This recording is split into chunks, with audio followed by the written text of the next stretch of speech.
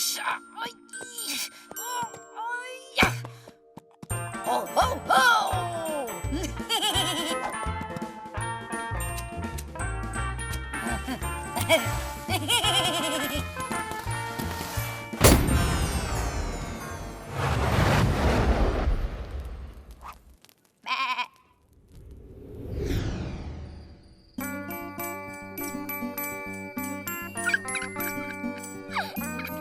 ¿Qué ocurriría si los Reyes Magos no tuviesen a quien entregarle los regalos?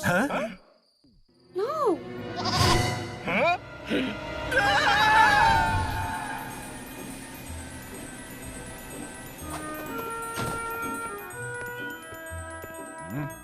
¿Qué sucedería si a Santa Claus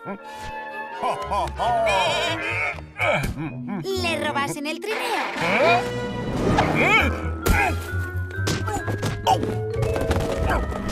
¿Y si ambos creyeran que el otro es el culpable?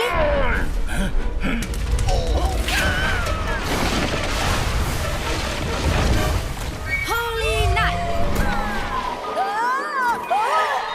¡Uy!